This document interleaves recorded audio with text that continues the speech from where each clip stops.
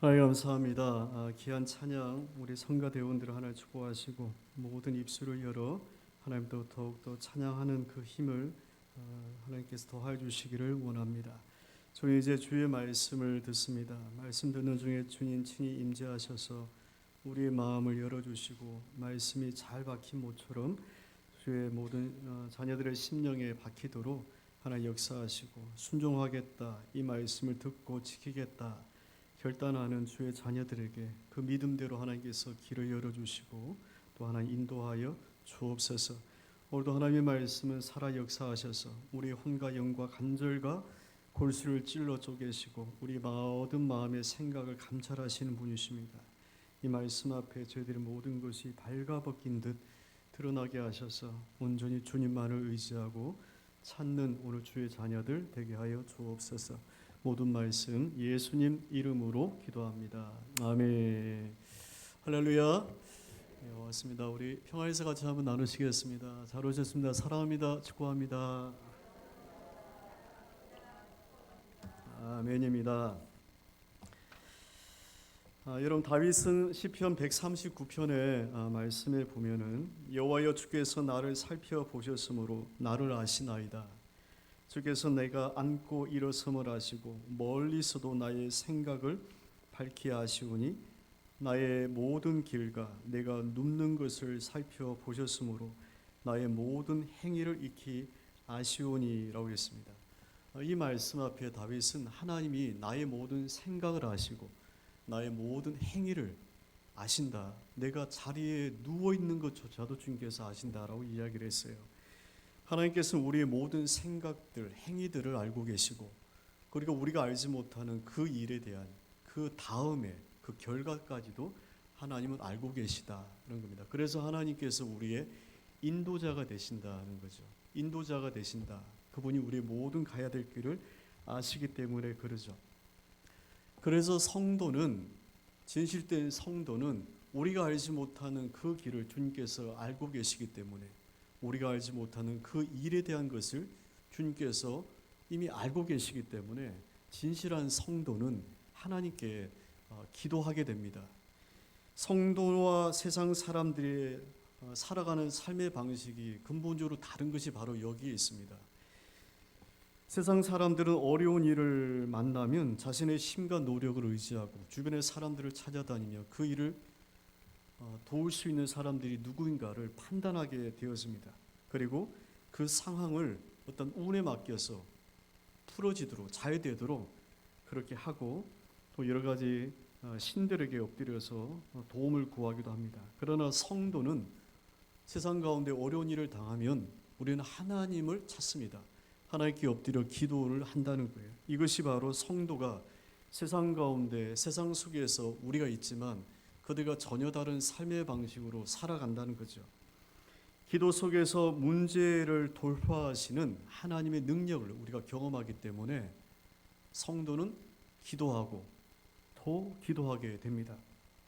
그리고 그 기도에 하나님은 택하신 주의 자녀들의 기도를 들으시죠. 그리고 인도하시고 보호하시는데 그 하나님의 독특한 인도하시고 보호하시는 택하신 주의 자녀들에게 하시는 하나님의 참으로 독특한 인도하시고 보호하시는 방식이 바로 그의 삶에 하나님이 개입하셔 들어오시는 겁니다. 개입하신다고 하는 것은 지금 그 일에 의도적으로 관여한다는 거예요. 누가요? 하나님이 그 일을 지켜보시다가 의도적으로 하나님이 관여하셔서 어떤 영향력을 미치게 한다는 겁니다. 막힌 길이 열리기도 하시고 열려있던 길이 닫히기도 하시고 문이 이쪽으로 다른 쪽으로 열리게 그렇게 하신다는 거예요. 중요한 것은 의도적으로 관여하신다는 거예요. 이 개입이라고 하는 단어를 사전적으로 찾아보니까 자기의 일과는 상관없는, 자기와는 상관없는 어떤 일에 끼어드는 것 이렇게 돼 있어요. 세상적인 정의를 보니까 자기와는 상관없는 일에 간섭하는 거죠. 끼어드는 것을 개입한다 이렇게 돼 있다. 이렇게 돼 있어요. 그러나 하나님이 성도의 삶에 개입하는 것은 하나님과 상관없는 일에 관여하고 끼어드는 일이 아니라는 거예요. 하나님께서 개입하신다. 이것이 하나님의 택한 주의 자녀들에게 주시는 하나님의 참으로 독특한 인도하심이요 보호하심의 방식이죠. 하나님께서 주의 자녀들의 모든 삶을 지켜보신다는 거예요. 역대기상 말씀 보니까 주님께서는 이 땅에서 능력을 구하는 자를 두루 찾아다니시다가 전심으로 하나님을 찾는 자에게 그 능력을 베풀어 주신다라고 되어 있어요. 성경에는 하나님께서 우리를 지켜보시는 것을 불꽃 같은 눈동자라는 표현도 하셨어요. 우리를 지켜보고 계시다는 거예요. 불꽃같이 지켜보고 계시다는 거예요. 주의 자녀들 생각을 지켜보시고 행동을 지켜보신다는 거예요. 위급할 때 다급할 때 개입하셔서 막아주시고 보호하신다는 거예요. 그래서 우리가 안전한 거죠. 성경은 온통 우리 인생에 개입하여 들어오시는 하나님의 이야기로 가득 찹니다. 여러분, 하란에 머물러 있던 아브라함에게 하나님께서는 그의 인생 가운데 개입하셔서 어느 날 본토 친척 아비 집을 떠나라고 하시면서 한 번도 가보지 않았던 그 낯선 땅, 약속의 땅, 가나안 땅으로 가라 하셨어요. 한 번은 아브라함이 낯선 곳에서 자신의 안전을 위해서 자기 아내를 누이라고 속이고 그렇게 사람들에게 알렸죠. 그랄 땅에 머물러 있을 때 그랄 왕 아비멜렉이 사라가 아들다움을 보고 돈을 주고 취하였는데 이 사라를 취하려고 하는 그날 그 밤에 하나님께서 아비멜렉 왕의 꿈에 나타나셔가지고 이 여자로 말미암아 내가 죽으리라 건드리지 마라 라고 아브라함이 사라를 보호한 게 아니고요, 하나님이 꿈에 아비멜렉 왕에게 나타나셔서 개입하셔서 사라를 지켜주셨어요. 이삭이 살고 있던 그 땅에 심각한 가뭄이 일어났어요. 애굽으로 내려가려고 할 때 하나님께서 그의 의지에 생각에 개입하셔서 그 땅을 떠나지 마라, 내가 이 땅에 축복하겠다, 100배의 축복을 주시겠다 하셨어요. 그래서 이삭이 그 땅에 머물기로 결정을 할 때부터 가장 중요한 것이 우물입니다. 그가 머물러서 땅을 파는 곳들마다 물이 터져 나오는 역사가 일어났어요. 하나님이 이삭의 의지에 개입하셔서 그가 그 땅에 머물겠다고 순종하신 결과인 거죠. 야곱을 만났을 때도 마찬가지죠. 하나님께서 야곱의 삶 가운데 꿈에 나타나셔서 그 베델의 광야에서 내가 너를 지키겠다고 약속을 주셨어요. 그리고 야곱이 20년이 지나 라반의 집에서 이제 아버지 이삭의 집으로 도망을 오게 될 때에 라반이 이 사실을 나중에 알고서 그의 아들들을 데리고 말을 추격하여 마치 야곱을 해하려고 하는 목적으로 쫓아오게 되었던 적이 있었어요. 그때 라반의 꿈에 하나님께서 나타나셔서 얘기하시기를 야곱과 시시비비를 너가 가리지 마라고 얘기했습니다. 저는 야곱의 이야기 가운데 이 이야기가 참 매력적이고 좋아요. 우리가 아무리 믿음이 있어도 그 사람의 꿈에 나타날 수는 없잖아요. 그 사람의 꿈에 우리가 관여할 수는 없어요. 근데 하나님께서는 야곱을 해하려고 하는 라반의 꿈에 나타나셔서 너가 야곱과 시시비비를 가리지 마라 이렇게 했어요. 그래서 라반이 그 다음날 야곱을 만났을 때에 자신의 꿈에 나타났던 하나님의 이야기를 해줘요. 그리고 야곱을 편안하게 보내줍니다. 그런데 여러분, 이 사실을 라반이 말하지 않았다면 라반의 꿈에 야곱 하나님께서 나타나셔서 그런 것을 이야기하셨다는 것을 야곱이 몰랐을 거예요. 이런 일이 넘쳐난 거죠. 요셉의 이야기는 어떻습니까? 요셉이 형들에 의해서 구덩이에 던져지게 되었죠. 원래 형들의 계획은 요셉을 죽이자는 것이었어요.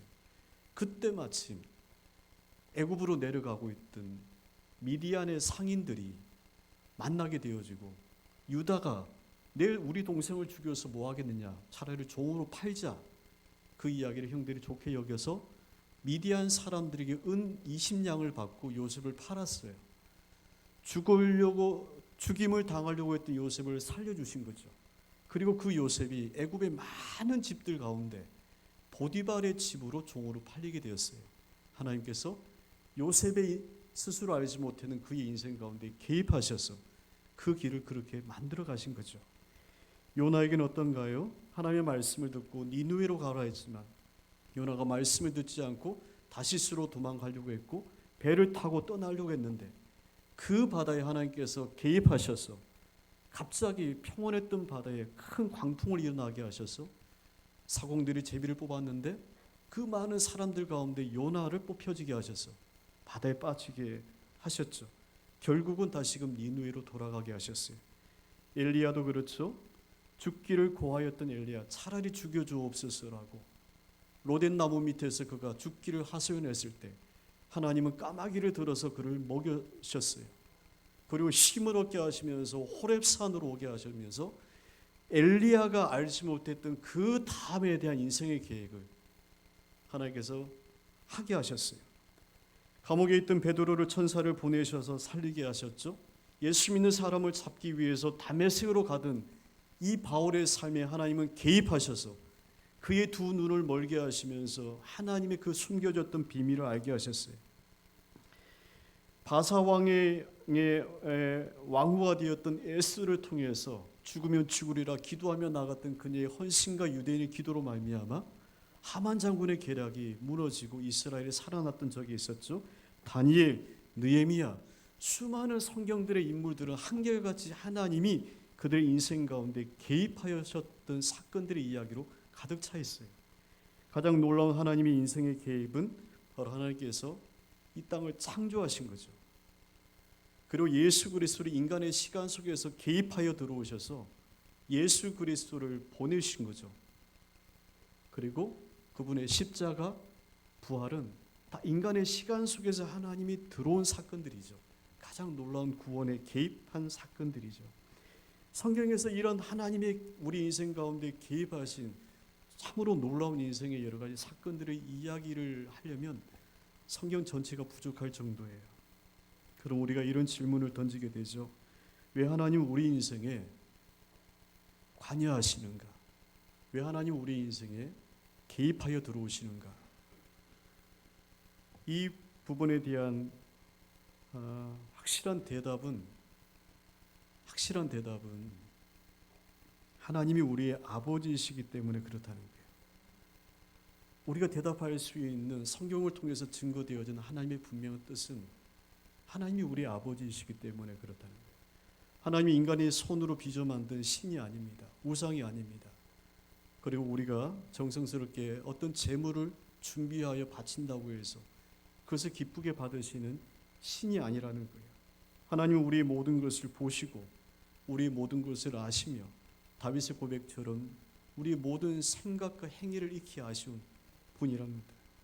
그러므로 우리의 삶에 하나님께서 깊이 관여하시는 거예요. 왜 그러죠? 하나님이 우리의 아버지가 되시기 때문에 그래요. 여러분, 육신의 아버지도요, 육신의 부모도 내 자녀에 대해서는 살피고 양육을 해야 되는 책임이 있어요. 언제까지요? 평생이겠지만 그래도 결혼하기 전까지는 부모 밑에 있는 자녀에 대해서는 독립하기 전까지는 양육에 대한 책임을 있어요. 하물며 하나님 아버지께서 예수 그리스도의 십자가로 구원을 받은 주님의 자녀에 대해서 방임하시겠느냐? 결코 그렇지 않다는 겁니다. 하나님 아버지께서는 오늘도 주의 자녀의 삶을 눈여겨 지켜보고 계시다는 거예요. 여러분의 행위 모든 것을 보신다는 거예요. 이것을 한 단어로 임마누리라. 하나님께서 우리와 함께 계시다는 거예요. 우리가 어디를 가든 어떤 일을 행하든 하나님께서 그 모든 일을 지켜보시다가 결정적일 때에 우리 인생의 가장 정확한 시간표에 하나님께서 개입해 들어오셔서 때로는 막아주시고 보호해 주시고 때로는 우리의 길을 막으셔서 좌절도 경험하게 하시면서 다른 것을 경험하게 하세요. 때로는 우리의 어긋난 욕심과 탐욕과 죄가 이끄는 길을 주님께서 개입하셔서 막으셔요. 하나님의 말씀을 듣고 순종하지 않았던 요나의 발걸음을 멈추셨던 요나, 그리고 이삭에게 하셨던 것처럼 그렇죠. 그리고 많은 경우는 택한 주의 자녀들을 보호하시고 인도하시기 위해서 하나님은 지금도 우리 인생 가운데 개입하여 들어오십니다. 야곱이 그러하고 요셉, 다윗, 에스더, 느헤미야 수많은 인물들의 이야기 다 보호와 인도하신 바로 하나님이 개입하신 그런 사건들이죠. 또 우리가 알지 못하는 한 가지는 하나님의 섭리가 그 일 가운데 있기 위해서 우리로 하여금 때로는 원치 아니하는 이들을 경험하게 하시면서 개입하여 들어오실 때가 있어요. 바로 오늘 말씀의 한나의 이야기가 그러합니다. 여러분, 한나라고 하는 이름은 은총과 은혜라고 하는 뜻을 가지고 있어요. 하나님의 은혜를 받았다. 그러나 그녀의 삶은 하나님의 은혜를 받은 여인의 삶과는 좀 다릅니다. 엘가나라고 하는 남편과 결혼했지만 행복하지 않았어요. 왜냐하면 아이가 없었기 때문에 그럽니다. 이 당시에 아이가 없다고 하는 것은 가문을 잇지 못하는 것이기 때문에 여인에게서는 참으로 비참한 괴로움이 될 수밖에 없어요. 자녀를 양육했으라도 그 가정을 이어야만 됩니다. 이 일이 한나로 하여금 계속 아픔이었고 괴로움이었어요. 그런데 놀라운 것은 한나에게 이 괴로움을 주신 분이 누구냐? 하나님이셨다는 거예요. 하나님이 그녀의 인생 가운데 개입하셔서 한나가 원했던 유일한 한 가지, 자녀를 얻기를 원하는 그 소망을 하나님이 꺾으셨다는 거예요. 사무엘상 말씀에 보면 1장 말씀에 보니까 여호와께서 그에게 임신하게 하지 못하게 하시니 이라고 되어 있습니다. 임신을 하지 못하게 하셨다는 거예요. 여호와께서 그녀를 알고 임신하지 못하게 하였다. 5절 말씀에, 그 6절 말씀에 또 반복되어 나옵니다. 한나가 임신하지 못한 것은 그녀의 잘못이나 엘가나야 남편의 잘못이 아니고 하나님께서 그녀의 태를 닫으셨다는 거예요. 즉 아이가 없어서 그녀가 괴로워하는 인생의 이 괴로움이 누구로부터 왔냐면 하나님이 그녀에게 주셨다는 것이었어요. 아이가 없어서 당하는 이 괴로움을 하나님이 그녀의 삶에 개입하신 일이었고, 그러나 한나는 이것을 개인의 한의 문제나 괴로움의 문제로, 인생이 어떤 타박하다라는 문제로 이것을 여기지 않고 한나는 이 문제를 가지고 하나님께 기도하러 나왔다는 겁니다. 여러분, 이것이 오늘 저와 여러분이 택해야 되는 문제 속에서의 정답입니다. 우리의 실수로 어떤 문제가 생길 수가 있어요. 괴로움을 당할 수가 있습니다. 그럼 그 실수를 회복하면 됩니다. 그러나 그 원인을 알지 못하는 여러 가지 우리가 어떤 이들을 당하게 되었으면 우리는 그 괴로움을 하나님 앞에 기도의 문제로 가지고 가야만 됩니다. 성도는 하나님을 찾는 사람들이에요. 어려운 일을 당하거나 여러 가지 곤고한 일을 당할 때 우리는 제일 먼저 하나님을 기억하고 하나님을 찾아야 돼요. 한나는 그녀의 인생에 당하였던 이 일을 남편 때문이다, 누구 때문이다라고 탓하지 않고 저주하지 않았어요. 자신의 인생을 괴로워하였지만 그 괴로움의 문제를 늪에 빠진 것처럼 그렇게 놔두지 않았어요. 이것을 하나님께 가지고 와서 기도합니다.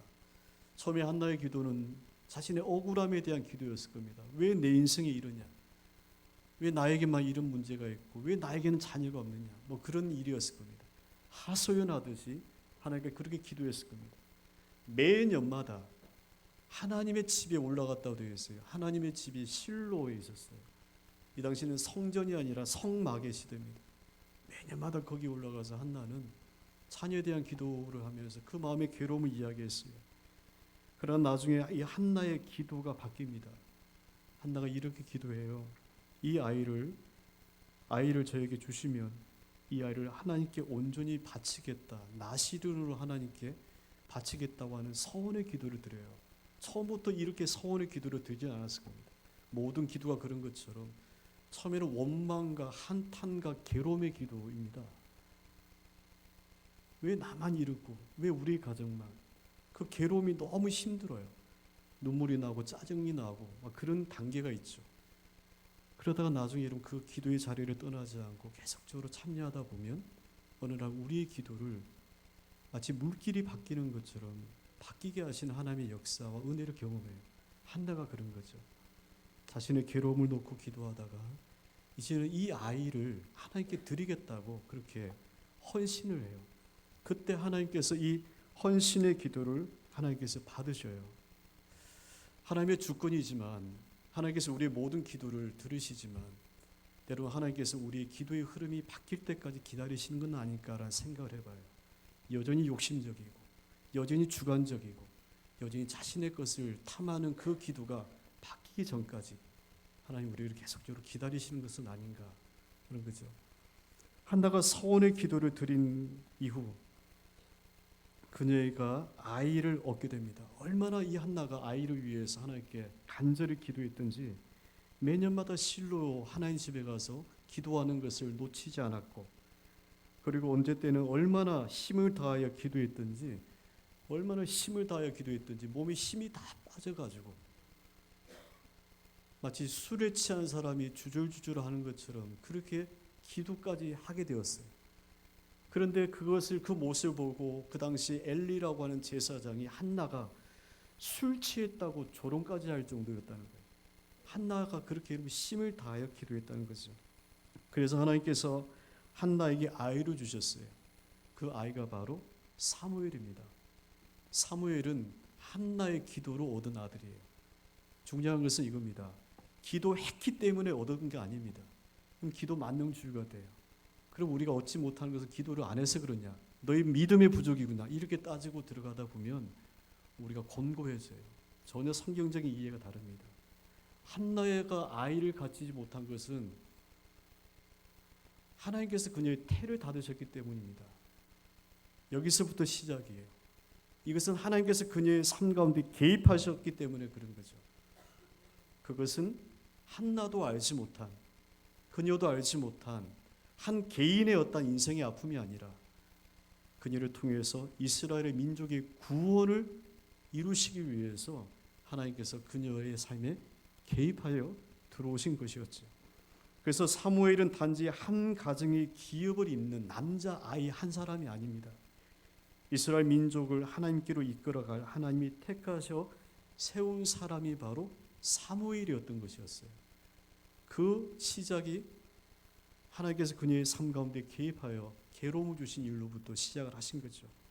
오늘 2장의 말씀은 아이를 얻고 난 다음에 그녀가 소원했던 기도대로 젖을 떼고 난 다음에 이제 하나님의 집에 맡겨요. 그러고 난 다음에 뒤돌아서서 그 하나님께 감사와 찬양의 기도를 하는 내용입니다. 여러분, 오늘 1절 말씀에 보니까 한나는 하나님을 이렇게 찬양합니다. 내 마음이 여호와로 말미암아 즐거워한다 했어요. 아이가 하나 있습니다. 기도하여 얻은 아이예요. 눈에 넣어도 아프지 않는 아이입니다. 근데 이 아이를 하나님께 소원했죠. 주시면 하나님께 제가 드리겠다고. 그래서 이 아이가 젖을 떼자마자 그 소원의 약속대로 하나님께 드렸어요. 얼마나 마음이 아프겠어요.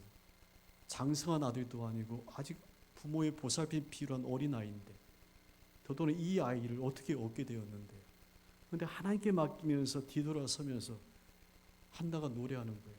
내 마음이 여호와로 말미암아 즐거워하고 기뻐한다는 거예요. 여러분, 한나가요, 2장 말씀의 후반절을 보면은 하나님께서 이 한나를 돌보셔서 그녀를 하여금 임신하게 하셨는데 세 아들과 두 딸을 더 주셨다라고 되어 있어요. 아이가 없어서 괴로워했던 이 한나에게 하나님께서는 3명의 아들을 주셨고 2명의 딸을 더 주셨어요. 그러고 난 다음에 오늘 이 찬양의 노래를 하는 게 아닙니다. 아이가 한 명도 없는데 하나 있던 한나 사무엘을 하나님께 드리고 난 다음에 그리고 되돌아서면서 이 노래를 했던 것이었어요. 내 마음이 너무 기쁘고 즐겁다는 거예요. 그러면서 하나님의 주권을 그가 찬양합니다. 여러분, 6절 말씀, 오늘 7절 말씀을 같이 한번 읽어보시겠습니다. 있습니다. 여호와는 죽이기도 하시고 살리기도 하시며 스올에 내리기도 하시고 거기에 올리기도 하시는도다. 여호와는 가난하게도 하시고 부하게도 하시며 남치기도 하시고 높이기도 하시는도다. 하나는 이렇게 하나님을 찬양해요. 내 인생에 어떻게 이런 큰 기쁨이 왔을까? 아이가 없는 자녀의 없는 나의 인생에 하나님께서 어떻게 아이를 주셨고 그 아이를 하나님께 드릴 수 있다니 어찌 내 인생에 이렇게 큰 기쁨이 있느냐는 거예요. 그래서 하나님의 주권을 찬양하기를, 하나님은 죽이기도 하시고 살리기도 하시고, 하나님은 가난하게도 하시고 부하기도 하시고 낮추기도 하시고 높이기도 하시는 분이다 라고 이야기를 해요. 높다 낮다고 하는 것은 어떤 기준이 있기 때문에 그런 거잖아요. 많다 적다고 하는 것도 기준이 있기 때문에 그런 거잖아요. 그 기준이 우리가 세상적으로 경험되어지고 바라는 것이 우리의 기준이 될 수가 많죠. 하나님의 기준이 우리에게 주어진다는 거예요. 한나가 보기에는 높고 낮다 의미가 없다는 거예요. 많다 적다 의미가 없다는 거예요. 하나님께서 하시고자 하시면 높은 것도 낮게 하시고 낮은 것도 높이시고 많은 것도 적게 하시고 적은 것도 넘치게 하신다는 거예요. 5절 말씀에 보니까 풍족하던 자들이 양식에 의하여 품을 판다는 거예요. 줄이던 자들은 다시 줄이지 않고요. 아들이 7이 있던 사람이 임신을 자녀를 다시 전에 임신하지 못하는 자가 7을 낳았고 많은 자녀를 둔 자는 쇠약하였다는 겁니다. 자랑할 것이 없다는 거예요. 한나가 이 사무엘을 통해서 얻은 경험은 하나님은 모든 것을 아시는 분이시다는 거예요. 하나님은 모든 상황을 바꾸시는 반전의 하나님이라는 거예요. 역전의 하나님이라는 거예요. 4절 말씀에도 보니까 용사의 활을 꺾으시고 넘어진 자는 힘으로 띠를 띄우신다는 거예요. 용사의 활은 대단한 거죠. 꺾일 수가 없는 거예요. 근데 용사의 활을 꺾어버리신다는 거예요. 불가능한 일이 가능케 일어나게 하신다는 거예요. 여러분 시편 23편에 다윗의 신앙의 고백이 있죠. 여호와는 나의 목자시니 내게 부족함이 없도다. 그가 나를 푸른 초장으로 쉴만한 물가로 인도하신다고 하는 유명한 다윗의 시편의 고백이 있어요. 그 시편의 고백 가운데 여러분 5절 말씀에 보면은 주께서 내 원수의 목전에서 내게 상을 차려주시고 기름으로 내 머리에 바르셨으니 내 잔이 넘치나이다 되어 있어요. 주께서 원수의 목전에서 원수의 눈앞에서 상을 차려주신다는 거예요. 이 상은 바로 잔치상입니다. 승리하였을 때, 돌아왔을 때 벌리는 잔치상이에요. 그 원수가 패하고 승리했다는 거예요. 반전시키시는 하나님, 역전시키시는 하나님, 내 인생에 개입하셔서 그 문제에 관여하시는 하나님을 경험하게 되는 거죠. 성 아우구스틴의 고백 가운데 만약 당신이 이해할 수 있다면 그것은 하나님이 아닙니다 라고 했어요. 하나님입니다 라고 우리가 이해를 한다면 그분은 하나님이 아니라는 거예요. 하나님이 왜 나의 인생 가운데 개입하셔서 그 문제를 때로는 막으시고 때로는 여시고 여러 가지 상황을 하나님께서 하시는지 우리가 그 모든 상황들 속에서 다 분명하게 이해는 할 수가 없어요. 이해를 한다면 하나님이 아시기 때문에 그러죠. 그러나 분명한 것은 뭐냐면 하나님의 주권이 있는 것이고 그리고 그분은 우리의 아버지가 되신다는 거예요. 우리의 삶 가운데 육신의 부모도 자녀의 삶에 책임을 있는 것처럼 영적인 아버지는 우리의 삶을 관여하시고 책임지시고 함께 하세요. 그래서 하나님이 우리 인생에 개입하시는 일은 참으로 놀랍습니다. 모든 상황이 끝났다고 여겨지는 그때에 하나님은 반전하시는 역사를 하게 하시죠. 더 이상 길이 없는 곳에 하나님께서는 홍해의 길을 내셨죠. 죽은 나사로 마리아와 마르다조차도 죽었는데 어찌합니까? 라고 하소연했던 그녀들에게 주께서는 나사로야 나오라 하시면서 죽은 나사로를 다시 살리셨어요.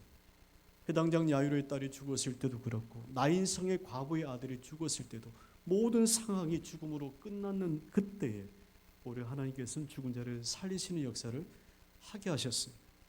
하나님은 우리 인생에 지금도 개입하셔서 우리를 보호하십니다. 우리가 알지 못할 때가 너무나도 많아요. 그 누군가가 우리에게 이야기하지 않는다면 아직 라반에게 나타난 그 하나님을 라반이 야곱에게 얘기하지 않았다면 야곱이 몰랐겠죠. 마찬가지입니다. 우리가 매 순간마다 보호받고 안전하다고 하는 것을 우리가 모르고 있어요.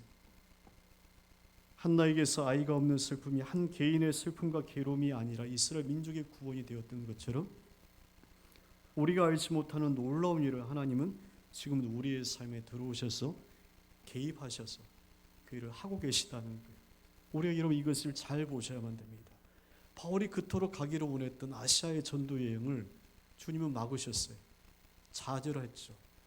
그러나 하나님께서는 유럽이라고 하는 새로운 길로 바울을 인도하셨어요. 우리 인생이 우리 뜻대로 되어지지 않습니다.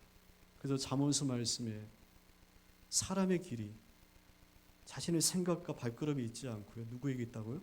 그 걸음을 인도하시는 하나님께 있다 했어요. 제비를 뽑는 자는 여호와의 주권에 의해서 이런 뽑아진다고 고백을 하고 있어요.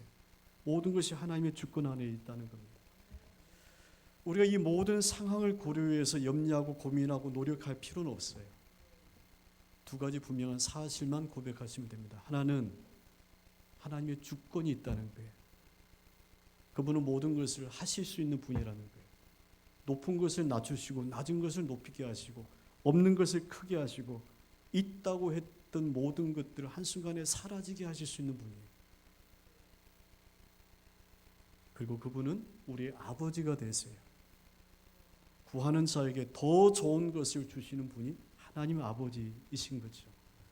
그러므로 우리가 이 두 가지 분명한 믿음을 가지고 우리가 살기 때문에 우리는 여러 가지 세상의 풍파 속에서도 세상적인 방법으로 세상에 의지하여 손 벌리지 않고 문제를 당하면 하나님 아버지의 도우심 우리가 더 구하는 이유가 바로 여기에 있다는 겁니다.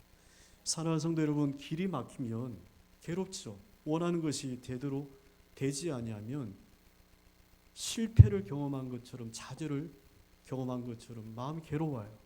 그러나 그때는 주님이 또 다른 길을 우리에게 열어주신다고 하는 것도 아셔야만 됩니다. 때로는 막힌 길이 열어졌다면 우리의 노력과 힘으로 된 것이 아니죠. 그 누군가의 힘을 통해서 여러 가지 상황을 변화시키셔서 하나님께서 우리로 하여금 그 길을 걷게 하셨다고 하는 것들을 아셔야만 됩니다. 결국 주님이 하셨다는 거죠. 우리가 이 분명한 믿음의 고백을 여러분 가지고 사신다면 어떤 일, 어떤 상황들 속에서도 우리가 여러분 다시 일어날 수가 있습니다. 오늘 한나가 하나님 앞에 찬양하기를 여호와는 내 마음의 즐거움이라고 했습니다. 이것이 어찌 한 여인의 고백만으로 끝나겠어요. 동일하게 오늘 저와 여러분도 하나님 앞에 한나의 은혜가 넘치시기를 주의 이름으로 축원합니다. 함께 이 시간 기도합니다. 하나님, 우리의 삶의 여러 가지 상황들 속에서 주님의 섭리를 믿고 하나님의 도우심을 구하며 하나님의 모든 행하심을 저희들이 믿음으로 고백하게 해 주시기를 이 시간 기도드리겠습니다. 함께 기도하겠습니다. 하나님, 이 시간 저희들의 모든 삶 모든 곳에 주님 크게 역사하여 주시기를 원합니다. 주님, 이 시간 오셔서 우리 안에 주의 길을 열어주시옵시고 우리 안에 하나님 아버지의 은혜를 더하여 주시기를 원합니다. 아이가 없던 여인에게 슬픔과 눈물이 가득했던 여인의 삶을 그녀에게 삶에 관여하셔서 아이를 주심으로 이스라엘 민족의 구원의 길을 여셨습니다. 때로는 우리의 눈물과 때로는 우리의 아픔까지도 주님께서는 가족의 구원과 이스라엘의 하나님의 선하신 구원의 섭리로 하게 하실 때가 있음을 봅니다. 모든 것을 하나님께 의지하는 오늘 주의 모든 자녀들 되게 하여 주옵소서. 하나님, 때로는 우리 인생이 왜 나의 인생이 이렇게 괴로우냐 힘드냐라고 느껴질 때도 있습니다. 여러 가지 애쓰고 힘쓰는 일들이 길이 막히고 안 되어지는 경험을 할 때도 있습니다.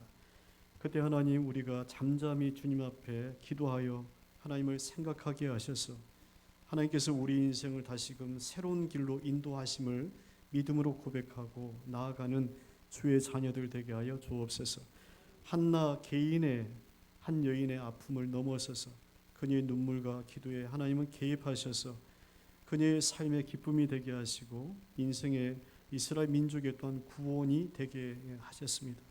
하나님께서 우리의 괴로움과 우리의 눈물 속에 개입하셔서 그것이 우리의 가족의 구원이 되기도 하시고 그것이 새로운 인생에 대한 하나님의 인도하심도 되게 하십니다.